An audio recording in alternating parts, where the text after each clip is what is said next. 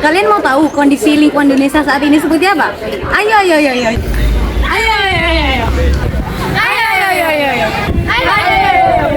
Halo, kami dari kelas 12 4, kelompok 7. Dan saya, Fairuzawa, absen 10, serta teman-teman saya. Dan saya, M. Yasin Al-Fatir, absen 20. Dan saya, Safira Zahra, absen 32. Kondisi lingkungan Indonesia saat ini mengalami tekanan serius akibat perubahan iklim dan aktivitas manusia.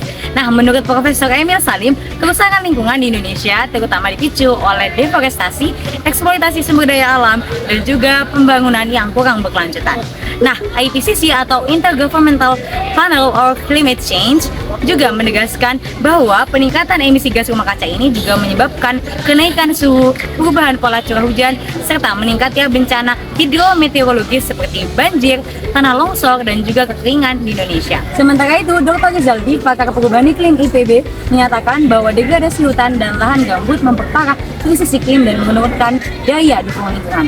Kondisi ini menunjukkan bahwa masalah lingkungan Indonesia bersifat multidimensi dan membutuhkan kebijakan berbasis sains dan komitmen kuat untuk menuju pembangunan berkelanjutan. Permasalahan lingkungan di Indonesia yang pertama yaitu erupsi Gunung Ibu. Gunung Ibu di Maluku Utara kembali erupsi pada hari Minggu tanggal 19 Oktober tahun 2025 pada pukul 15.37 waktu Indonesia bagian timur. Dalam sepekan terakhir, Gunung Ibu sudah erupsi sebanyak 38 kali. Selama tahun 2025, Magma Indonesia telah merekam letusan erupsi gunung api di seluruh Indonesia. Gunung Semeru berada di peringkat pertama dan Gunung Ibu berada di posisi kedua. Menurut laporan aktivitas Gunung Api Magma Indonesia, tingkat aktivitas Gunung Ibu berada di level 2 atau waspada. Pemerintah menghimbau masyarakat di sekitar gunung dan pengunjung agar tidak beraktivitas di dekat kawah aktif Gunung Ibu dalam radius 2-4 km. Permasalahan yang kedua yaitu sampah berserakan di Tangerang Selatan ditutupi terpal dan disemprot anti bau. Sebelumnya, tumpukan sampah terjadi di separator atau bagian tengah di sepanjang Jalan Raya Serpong, Kota Tangerang Selatan pada Jumat 12 Desember 2025. Diduga penumpukan sampah terjadi karena tempat pembuangan akhir Cipecang sedang dalam penataan dan perbaikan. Dinas Lingkungan Hidup setempat menutup tumpukan sampah yang sudah menggunung dengan terpal dan menyemprotkan cairan menggunakan cairan ramah lingkungan.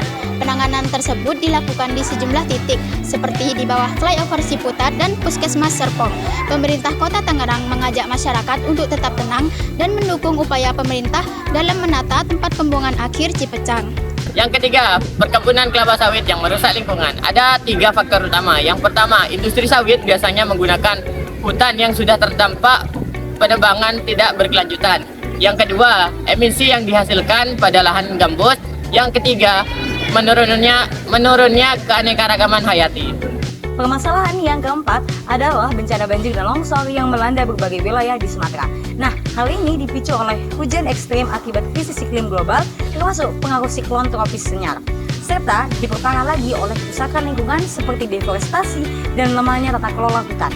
Peristiwa ini menyebabkan sekitar 770 orang meninggal dunia, 463 orang hilang, dan lebih dari 2.600 orang mengalami luka-luka. Hal ini menunjukkan tingginya kerentanan wilayah terhadap bencana. Kondisi tersebut menegaskan bahwa krisis iklim bukan ancaman masa depan, melainkan telah berdampak nyata pada saat ini. Oleh karena itu, komitmen Indonesia terhadap Net Zero Emission atau NZE 2060 menjadi langkah penting untuk menekan emisi karbon, mengurangi pemanasan global, serta mencegah semakin seringnya bencana iklim ekstrim melalui transisi energi dan perbaikan kebijakan lingkungan secara berkelanjutan.